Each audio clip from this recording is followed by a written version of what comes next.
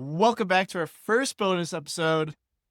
Yeah, Come on. With the Focus Missionaries. If you listen to the first one before, or the fifth one before this, we'll count this as 5.5 to mid episode. Come on. It's not number 6, but it's not number 5. It's 5.5. It's like the Lion King when they do like Lion King. yeah, 1.5. Yeah. That is so. I think it's better. I didn't even know they made multiple Lion Kings. Oh my gosh. I only knew there was one. 1.5. It's a modern book. Yeah, just let them just watch it, like It's watching just the them- movie. It's just their own. It's just their version of one. It's so fun. 10 out of 10 would recommend. But now we have a question and answer part for the missionaries that me and Tom have definitely thought of questions. Oh, totally. And we definitely have like 10 questions loaded up and aren't coming off the fly. But here we go. If you guys want to introduce yourselves again.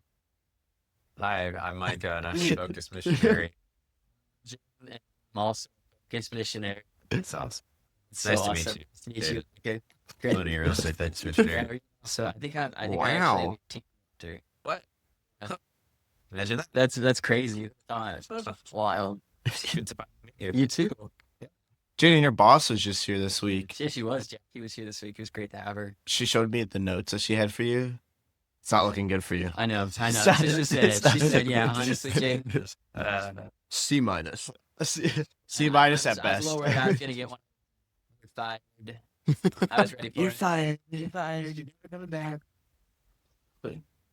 You know, you're just so trash at your job. It's all fake. It's so fake. Shout out Emmett. Yeah, Shut up. Best Trump impression out there. Yeah, he's yes. So good. Well, But Micah's good at the cello. Jaden's married. Jaden's great at being married. He's tried. really good. he's just a rock star and he's married. Murray, let us know if he's not. Murray's awesome. She always gets us snacks for D&D. That's true. Awesome. That's the question of the week. Is Jaden a good husband? Question of the week, Murray, you have to answer. Now we'll really know if she listens to the pod. But no, I'd say my first questions for you guys is what made you want to be Focus missionaries, and how did you go about that? Sit in. Right, sweet. So for me, my first year in college, we didn't have Focus on our campus, and I wasn't super involved with the Newman Center. I wasn't super involved in my faith, and the first year that we had Focus missionaries was my sophomore year.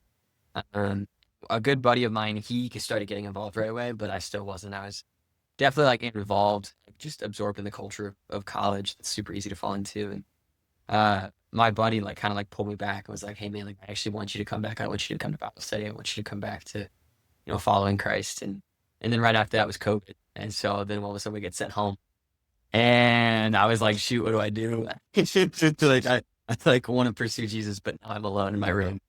And it was just like, yeah, I felt the Lord pull me towards Him and closer to Him. And so I began praying. And had a lot of people in my life that were really helpful. Like, was given a spiritual director. I was like walking with some friends, and it was helpful too that I had my Bible study leader at the time was going to go be a Focus missionary. Fun fact: it was our teammate Kaylee's brother. Wild how that the small world. But I don't know. It's like I called him one day and it's just like I'm going to be a Focus missionary. He's kind of like, okay, sure, like maybe you should like come to Bible study and maybe be a practicing Catholic for a little bit. And when was That was spring 2020. your senior year? My sophomore year. Or sophomore year? My sophomore year, yeah. I was a freshman in high school. Whoops. She's Hey, There you go. one week my chair got caught underneath, and I was trying to pull it up, and I lifted up the entire Dude. Well, no, but yes, that was my sophomore year, and so I was going to school for 5 years. I still had junior, senior years, 3 years. Really, it just never. Truthfully, it helps. Yep, my best friends went to go on and be Focus missionaries. I lived with the missionaries for a year or two, and so like just getting to see them and like how what they did and how they lived their life was just so radically different from what I was living. I recognized like the goodness and it just never left. Like even when I met my wife, I was like, "Hey, I'm gonna go be a Focus missionary, and that means I could go anywhere. So if you're not cool with that, then we're not gonna be together." And she was like, "I'm down." And I was like, "I didn't want this to end, so I'm glad you pulled it." Okay. So you met Maria at college? Yeah, I met Marie in college. Okay. Yeah, so it was actually the fall of 2020. So it's like I had my reversion back to Jesus.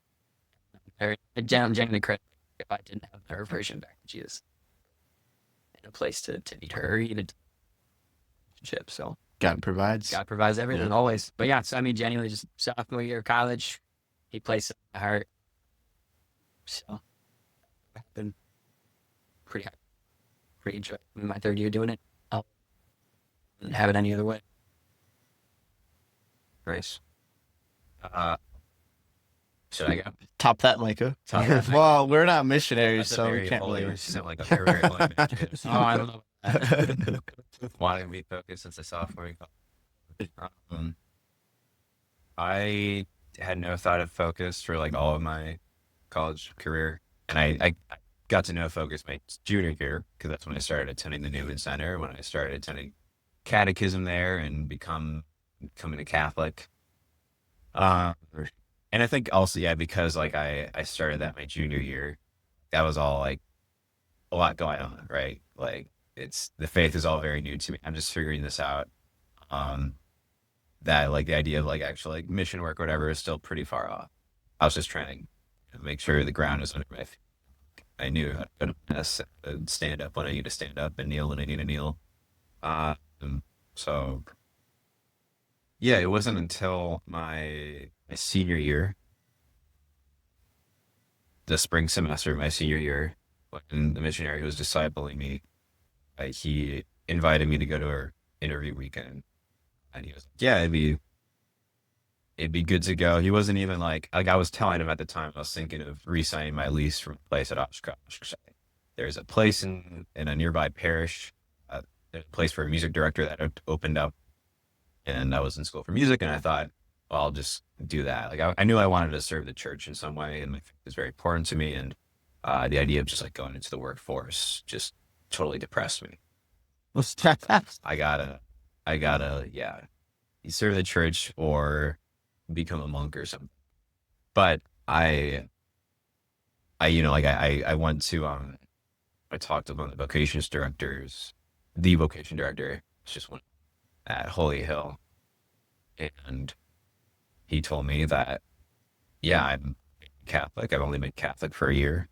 And if I wanted to like seriously discern religious life, that I should wait a couple more years before, at least before like actually discerning like with them. So I knew that I had this like gap, like I had to wait before I know more about like vocation and what. So I thought mission work, that sounds like a really good thing to do in like this like kind of like waiting period. And at the time when he told me 2 years, I knew that focus was a 2-year commitment. So I was like, light bulb in the brain, that's a connection. That'd be pretty convenient. And so I went to the interview weekend. Ended up becoming like very impressed by all the missionaries that I met. Like they all were like just cool people. So, except this one, right? Yeah, He wasn't there. That was He wasn't there, so everything looked good. Yeah. There's like a real zeal for the Lord that they had and the knowledge of the faith. I found very attractive.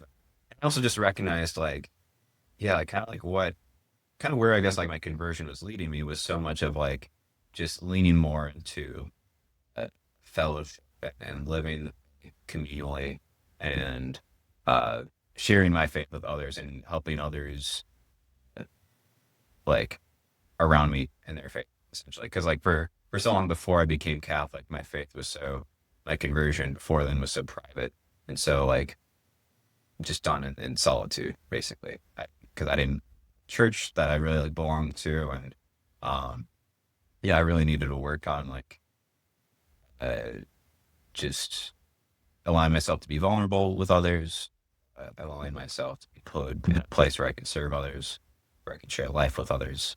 And I just saw that like to do focus would really it really rubbed against those like insecurities that I had and like thinking that I wasn't like good enough to do this thing to like be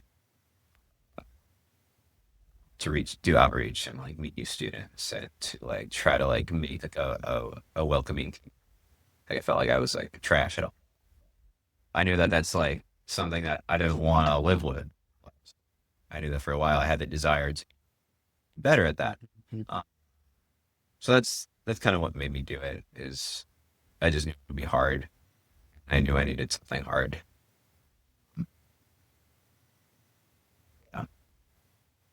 It's like when you're going into Lent, and you're like, what do I give up? And then you're like, nah, that's too hard. But then you're like, now I have Now I have to do to it do it. because I Yeah, said it was that's too exactly hard. right. Now Yeah. just need some guilt to weigh you. Yeah, exactly. Yeah. Cough. Hold Ooh. on. Do you have a question for them, Tom? Yeah, I'm just kind of wondering, like, what was the kind of experience of like training to be a focused missionary? Like, I don't know. Is it like college experience? Like, is it like what's that like? So our like training as missionaries is pretty intense. They design it to be that way. It's like 4 weeks, very intensive. I mean, we're still at 8 a.m. usually like the latest, and then we're usually busy till like 8 p.m. So it's like 12-hour days, at least 5 to 6 days a week. Do they feed you? They feed. Oh yeah, like okay. we usually like we're usually like on a college campus. No, they don't feed us. They just say, yeah, go fed for yourself. 40 Starve. days. Long fast. Yeah, it's a really long fast. They say you need to be more like Christ. Exactly. Yeah, really put me in this. Oh, They gave me like a 200-pound cross. Carry this dude. Wherever you go, you take this with you for the next 40 days. No. Days. We actually my 3 years at University of Nebraska, like for training, college campus, classes. We go through. Actually, there's a document that the USCCB put out called "Laborers in the Vineyard." I believe that's what it's called, or coworkers in the vineyard, or something like that. And the whole point of it is, what is the formation that those that like discern priest vocation, the seminary, like the that which they learn, like how can the laity be trained in that as well? Like, what are like the areas of formation? And it's sort of like a pillar. And the formation starts with human formation, and then it goes to spiritual, then intellectual, and then apostolic. So like a lot of what like when people think about being a missionary, they think doing outreach, like wow, we're on campus handing out coffee or going to Davies and eating lunch with random people. Like that's what people think about when they think about or leading a Bible study or leading disciples. Like that's what people think about. But that's just like the tip of the iceberg, and that's like actually barely of our training. The majority of our training is learning how to be a functioning human being. Like how do you actually like, a good and well-ordered life? How do you pray? We get to go on retreat, like a little 3-day retreat of like actually like getting to hear the Lord's voice and being able to really rest with the Lord. We have intellectual formation. We have super intelligent speakers come into training, and they give us intellectual formation. We learn about the human person. We learn about just all sorts of different things. And then finally, we have our apostolic formation as well as our fundraising formation. And so it's pretty intensive. There's a lot of fun stuff. One of my favorite parts is men's rec. Yes. Men's rec is pretty great. What do you do? You can answer that. What do we do? We played soccer Mhm. Oh, okay. together, but it's like it's not soccer, it's rec Yeah. because we.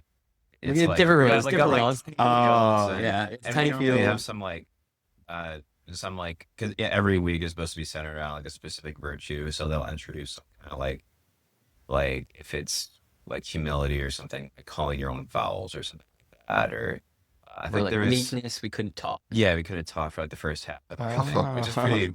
It was I like intense. that. That was That's really fun. fun. It was really Yeah. intense too. You're like sign language. You're like, No, it was just like straight up. Like you just had to like if you wanted to sub out, you had to just go.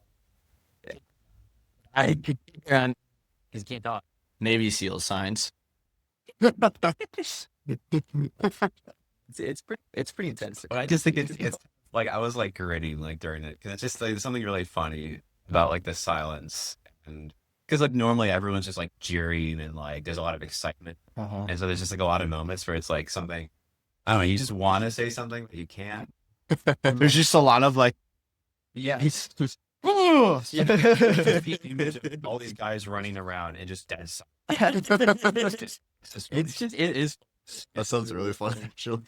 And so training, it's super fun. And it's a couple hundred missionaries together and just living life together.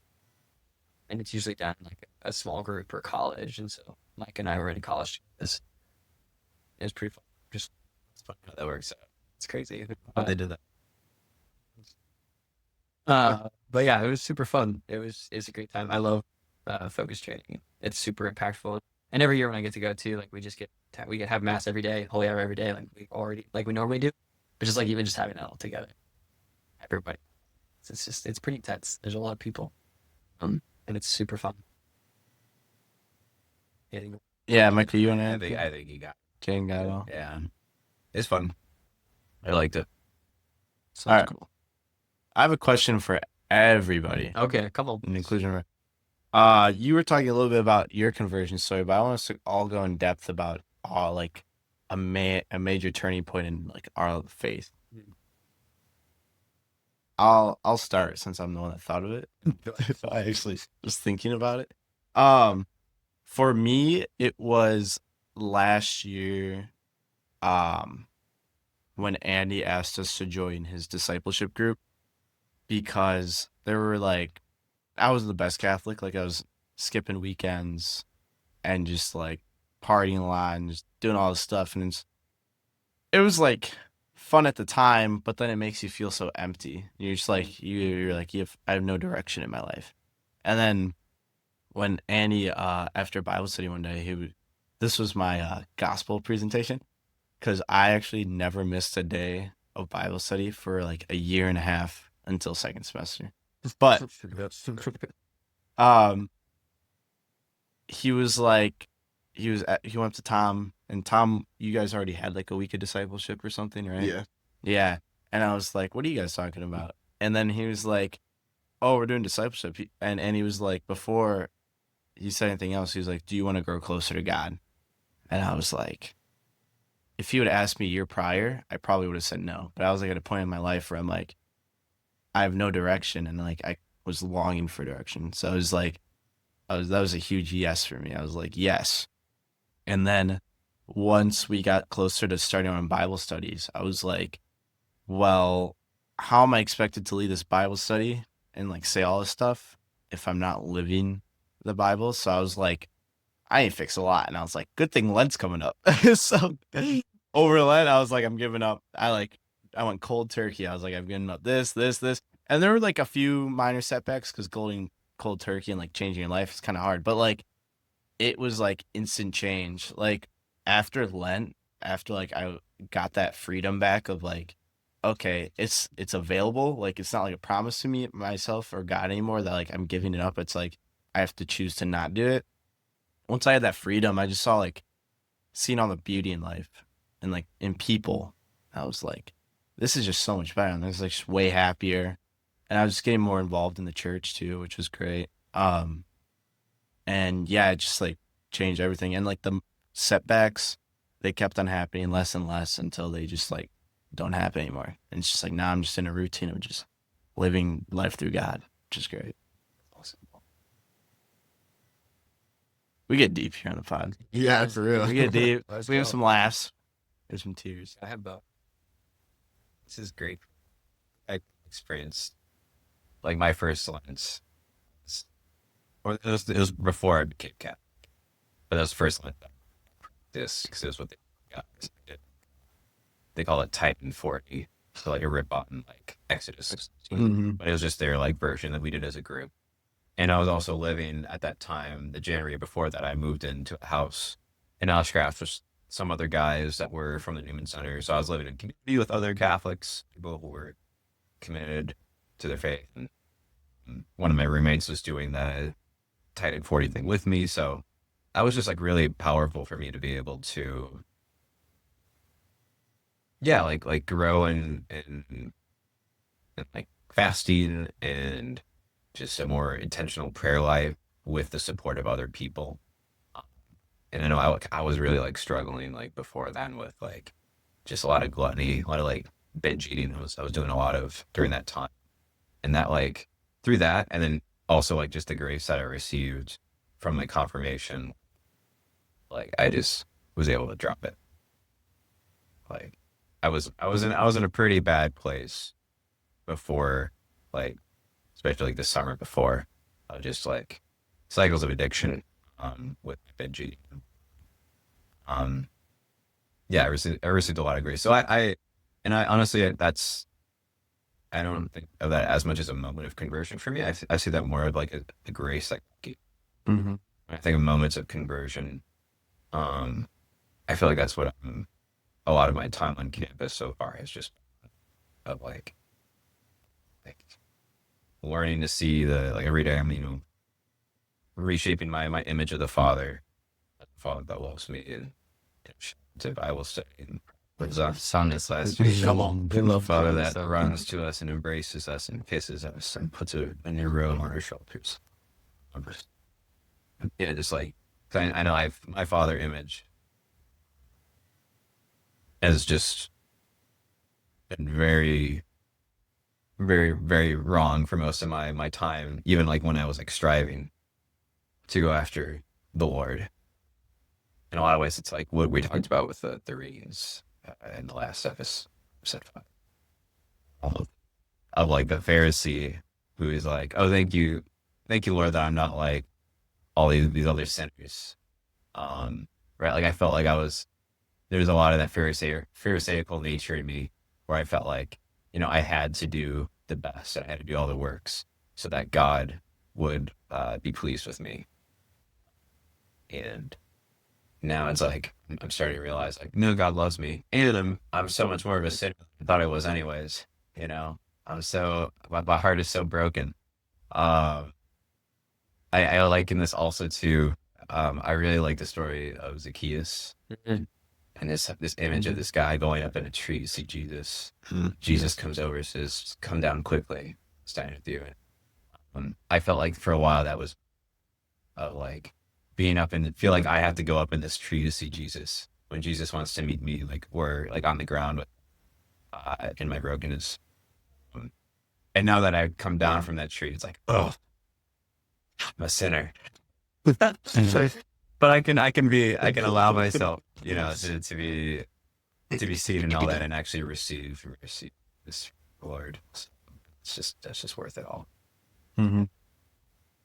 Yeah, I think it's important to remember that like we all have like 20 years of just like background of just like going to church. And it's like you've only got a couple years. So it's like you have a lot of like growth, you know what I mean? It's like you gotta cut yourself a little slack. It's like we all have like a very faith-based background where we like went to church when we were I would younger. say my parents were they're pretty devout. Like we had a faith. I went to church growing up too. Okay. So I just wasn't.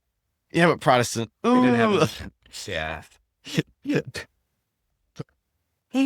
But you're also. I mean, you're also. So you gotta cut yourself a little slack. It's like you're still like you said earlier, you're just a baby in the Catholic Church. Just like Isaac. Shout out to Isaac. Shout out Isaac. Yeah, not Isaac from the Bible. Isaac from our church. Yeah. Were you thinking Isaac from the Bible? I know. Oh, okay. Okay. Isaac was a baby. Too. Jesus, he was a baby. Send them all the babies out there. It's not just appeared full grown. I just think of Talladega Nights during the prayer scene. Jesus in swaddling clothes. 5.5 pounds. I like to picture Jesus with a little mini tuxedo shirt, something serious but kind of funny. Such a good movie. This prayer is brought to you by Gatorade. Or Powerade. It's Powerade. You ever see Talladega Nights? No. Yeah, So no funny. idea. Oh, we're watching it. We are watching it. For Men's sure. night. Ben's night. It's not gonna be courageous. It's gonna be Talladega. What is your conversion story? Um, I think a big moment in my life. Um, I was born and raised Catholic, went to Catholic school, and everything from third grade to senior year. Um, but I mean, at first, obviously, I didn't really take it that seriously. Until like I want to say my freshman year, in high school. Um, when I was preparing for my confirmation. Um, so for that, I didn't have to take any classes or anything because I don't know, something with going to the Catholic school was fine. I didn't have to take classes for some I reason. looked at this So- guy. This guy's this guy. He's got couldn't need us. So, um, my only requirement was to go on like a pilgrimage. Just go to holy sites. And so I went to, I think it was Our Lady of Champion. Um, and then Holy Hill, which um that one was a powerful one. When I went there, um, my dad wanted me to go there because he went there as a kid, and he had problems as a kid because um with his spine and his leg, he has to wear a brace all the time for his leg, and so he had to go through lots of surgeries and everything as a kid, um, from basically from birth through his whole childhood. So he would go to Holy Hill. His parents would take him there, and Holy Hill is known. It's also known as their shrine of Mary Help of Christians, because there have been reports of miracles there. Um, and so he wanted me to go there because it was really special, and I also suffered with problems. I have a autoimmune disease called ulcerative colitis, that I was dealing with from seventh grade till now. I mean, um, and you know, I'd gone through probably in 3 years, I'd probably gone from upwards of 20 different medications because nothing seemed to work. And so I was kind of I was feeling really down. I was feeling really sorry for myself and everything. Um, Pretty depressed. And so we went to Holy Hill, and I don't know if any of you guys have ever gone there. It's beautiful. Oh, yeah. It's just this Love massive Holy Hill. basilica. So It's so cool. The Carmelite monks. And we go inside, and there's this little side chapel. Um, and they have adoration in there. I think probably 24/7. It was completely silent. Walked in there, and um, you go through this door. You go through this doorway, and in the doorway is like all of these crutches, braces, all of this other stuff from kids who have had healings after going there and stuff. They usually put their crutch there or something, and it stays there as like devotion. And so I went in there, um, kneeled down, and um, I can't even describe the feeling that I felt when I was in there. It,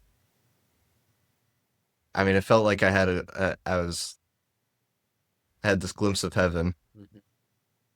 I closed my eyes, and it didn't even feel like I was kneeling.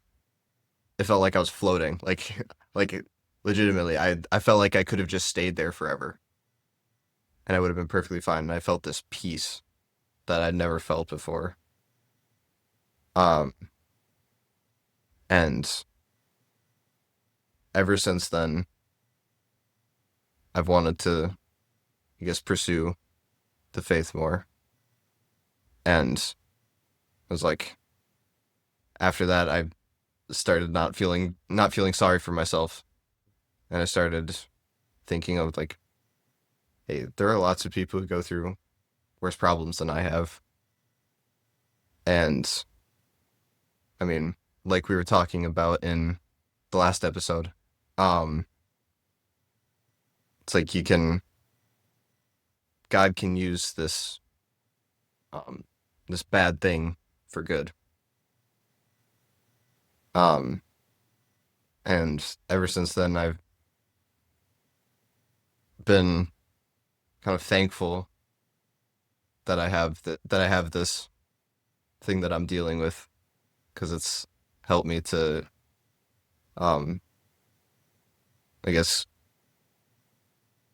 have a sense of humility and devotion, and be able to use this to help others, whether it be through prayer or testimony. So, yeah, that's basically it. Beautiful. And then there was one. Well, I kind of already shared my my like reversion back to the faith, but I think a moment of deep conversion for me, get deep. Huh? When my mom passed away 2 years ago, I very much felt like the Lord, like that was a turning point for me of like either I can, we were talking about earlier with evil, I can either go one way or the other, and I just like throughout the whole process, throughout the whole ordeal, everything kind of happening, I never felt the Lord lead me. I felt that He was just always there. I just always felt this like, one of the gifts of the Spirit is peace, and there was peace in my heart. There was turmoil, there was struggle, there was sadness, there was sorrow, of course. But just the Lord promises it, and He delivers on His promises. And I think that was something for me that like truly gave me like the hope. I still struggle with hope, but I think just like continuing to have hope always in the Lord. I know that He'll always deliver on His promises, and like you were saying, Tom, too, like we've talked about before, just like the Lord will use everything for good.